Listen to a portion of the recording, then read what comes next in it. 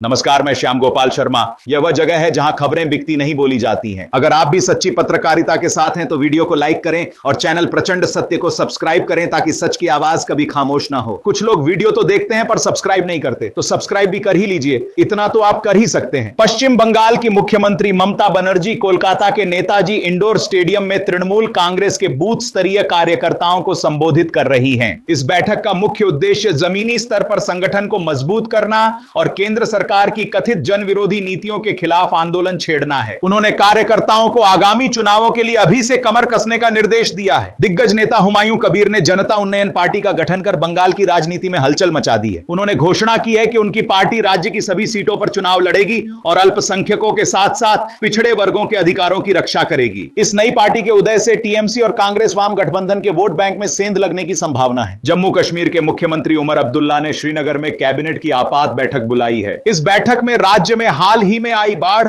और भारी बर्फबारी से हुए नुकसान का आकलन किया जाएगा। सरकार प्रभावित परिवारों के लिए एक विशेष वित्तीय पैकेज और किसानों के लिए ऋण माफी जैसे बड़े फैसलों की घोषणा कर सकती है। बिहार में विधानसभा चुनाव के बाद आए ताजा विश्लेषणों में एनडीए गठबंधन की स्थिति काफी मजबूत बताई जा रही है। विपक्षी महागठबंधन बेरोजगारी और विशेष राज्य के दर्जे के मुद्दे पर घेराबंदी कर रहा है। हालांकि सत्तारूढ़ दल कानून व्यवस्था और विकास योजनाओं के दम पर फिर से सत्ता में वापसी का दावा कर रहे हैं। भारत ने बांग्लादेश में हिंदू समुदाय के लोगों पर हो रहे हमलों और मंदिरों में तोड़फोड़ पर गहरी चिंता व्यक्त की है। विदेश मंत्रालय ने ढाका से आग्रह किया है कि वे अल्पसंख्यकों की सुरक्षा सुनिश्चित करें। विभिन्न मानवाधिकार संगठनों ने भी इन घटनाओं की निंदा करते हुए निष्पक्ष जांच की मांग की है। भारतीय रेलवे ने असिस्टेंट लोको पायलट, एलपी और तकनीशियनों के 25,000 से अधिक पदों पर भर्ती के लिए आधिकारिक नोटिफिकेशन जारी करने की तैयारी कर ली है। रेलवे भर्ती बोर्ड आरआरबी के अनुसार आवेदन प्रक्रिया जल्द शुरू होगी। यह उन युवाओं के लिए बड़ा मौका है जो सरकारी तकनीकी क्षेत्र में करियर बनाना चाहते हैं। नेस्कम की ताजा रिपोर्ट के अनुसार भारत में आर्टिफिशियल इंटेलिजेंस और डाटा साइंस के क्षेत्र में अगले 1 साल में 5 लाख से अधिक नए रोजगार सृजित होंगे। कंपनियां अब पारंपरिक कौशल के बजाय एआई प्रशिक्षित उम्मीदवारों को प्राथमिकता दे रही हैं। टेक दिग्गजों ने इसके लिए विशेष ट्रेनिंग प्रोग्राम और इंटर्नशिप की भी शुरुआत की है। कर्मचारी चयन आयोग ने अपना विस्तृत परीक्षा कैलेंडर अपडेट किया है। इसके तहत सीजीएल, सीएचएसएल और एमटीएस की परीक्षाओं के माध्यम से केंद्र सरकार के विभिन्न विभागों में लगभग 15,000 रिक्तियां भरी जाएंगी। आयोग ने परीक्षाओं को समय पर संपन्न कराने और पारदर्शिता बनाए रखने के लिए नई सुरक्षा प्रणालियां लागू की हैं। थल सेना, वायुसेना और नौसेना ने अग्निपथ योजना के तहत भर्ती के नए चरणों की घोषणा की है। इस बार भर्ती रैलियों में शारीरिक मानकों के साथ साथ तकनीकी दक्षता पर भी विशेष जोर दिया जा रहा है। चयनित अग्निवीरों को 4 साल की सेवा के बाद कौशल प्रमाण पत्र और विशेष वित्तीय पैकेज भी प्रदान किया जाएगा। भारत की प्रमुख आईटी कंपनियों जैसे टीसीएस और इंफोसिस ने घोषणा की है कि वे हाइब्रिड मॉडल को जारी रखेंगी। इसका मतलब है कि कर्मचारी कुछ दिन घर से और कुछ दिन ऑफिस से काम कर सकेंगे। इस फैसले से विशेष रूप से टियर 2 और टियर 3 शहरों के प्रोफेशनल्स को बड़े शहरों में शिफ्ट हुए बिना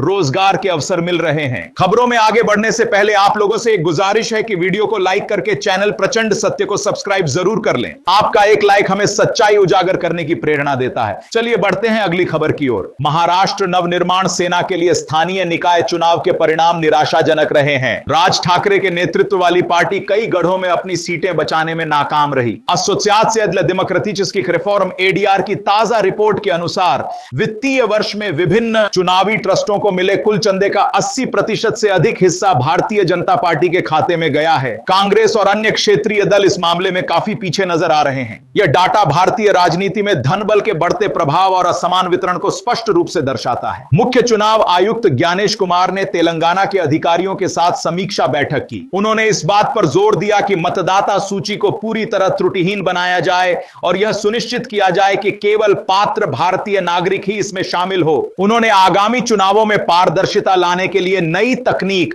और ईवीएम सुरक्षा पर भी विस्तृत चर्चा की। उत्तर प्रदेश के मुख्यमंत्री योगी आदित्यनाथ ने सुबह गोरखपुर में जनता दर्शन कार्यक्रम के दौरान सैकड़ों लोगों की शिकायतें सुनी। उन्होंने अधिकारियों को सख्त निर्देश दिए कि भूमि विवाद और पुलिस से जुड़ी समस्याओं का निपटारा समय सीमा के भीतर किया जाए। मुख्यमंत्री ने आश्वासन दिया कि धन के अभाव में किसी भी गरीब का इलाज नहीं रुकेगा। चुनाव आयोग देश के 5 राज्यों की खाली पड़ी विधानसभा और लोकसभा सीटों पर उपचुनावों की तारीखों का ऐलान कर सकता है। सभी प्रमुख पार्टियों ने अपने संभावित उम्मीदवारों के नामों पर मंथन शुरू कर दिया है। दिल्ली एनसीआर में प्रदूषण का स्तर गंभीर श्रेणी में बना हुआ है। सुबह एक्यूआई कई इलाकों में 450 के पार दर्ज किया गया। धुंध के कारण सड़क यातायात प्रभावित है और सांस के मरीजों की संख्या अस्पतालों में बढ़ गई है। यूक्रेन के ऊर्जा बुनियादी ढांचे पर रूस ने अब तक का सबसे बड़ा ड्रोन हमला किया है। राष्ट्रपति जेलेंस्की ने कहा कि पिछले 24 घंटों में सैकड़ों मिसाइलें दागी गई हैं, जिससे कई शहरों में बिजली गुल हो गई है। यूक्रेन ने पश्चिमी देशों से और अधिक वायु रक्षा प्रणालियों की मांग की है। अमेरिका के नवनिर्वाचित राष्ट्रपति डोनाल्ड ट्रंप द्वारा नियुक्त विशेष दूत ने यूरोप की यात्रा शुरू की है। उन्हें यूक्रेन युद्ध को समाप्त करने के लिए एक रूपरेखा तैयार करना है। बैठक के बाद उन्होंने संकेत दिया कि अमेरिका जल्द ही एक समझौता प्रस्ताव पेश करेगा।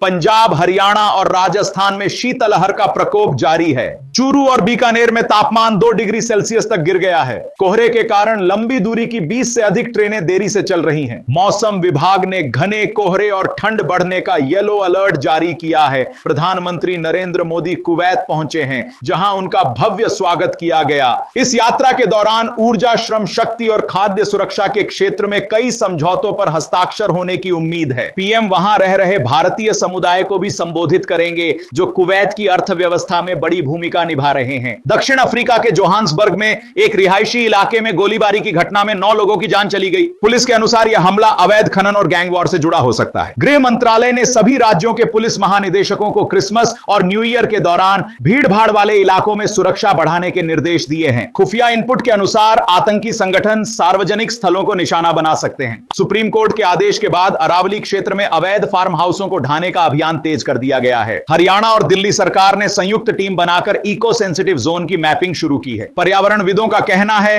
कि पहाड़ों को बचाने से ही दिल्ली एनसीआर की जलवायु में सुधार संभव हो पाएगा। बीसीसीआई ने टी20 विश्व कप के लिए कोर ग्रुप के खिलाड़ियों की पहचान शुरू कर दी है। बोर्ड युवा खिलाड़ियों को अधिक मौका देने की योजना बना रहा है। हार्दिक पांड्या और सूर्य कुमार यादव जैसे अनुभवी खिलाड़ियों के साथ नए चेहरों का मिश्रण करने पर विचार किया जा रहा है, ताकि एक आक्रामक टीम तैयार हो सके। एक खेल पत्रिका को दिए साक्षात्कार में कप्तान रोहित शर्मा ने अपने करियर के उतार चढ़ाव के बारे में बात की। उन्होंने बताया कि कैसे विश्व कप में ना चुने जाने के बाद वे टूट गए थे, लेकिन उन्होंने खुद को संभाला। उन्होंने अपनी सफलता का श्रेय अपनी पत्नी और टीम के साथियों के भरोसे को दिया। रेल मंत्री ने घोषणा की है कि पहली वंदे भारत स्लीपर ट्रेन का ट्रायल रन सफल रहा है और इसे जल्द दिल्ली मुंबई रूट पर शुरू किया जाएगा। यह ट्रेन राजधानी एक्सप्रेस से भी तेज होगी और इसमें यात्रियों को विश्वस्तरीय सुविधाएं मिलेंगी। इससे लंबी दूरी की यात्रा और अधिक आरामदायक और समय बचाने वाली हो जाएगी। दिल्ली पुलिस की स्पेशल सेल ने एक अंतरराष्ट्रीय गिरोह का पर्दाफाश किया है, जो पुराने फोन के पार्ट्स को नए कैबिनेट में फिट करके नकली आईफोन बेच रहे थे। इन्हें 5 से 2 करोड़ मूल्य के फर्जी उपकरण बरामद किए गए हैं। यह गिरोह ई कॉमर्स वेबसाइटों के जरिए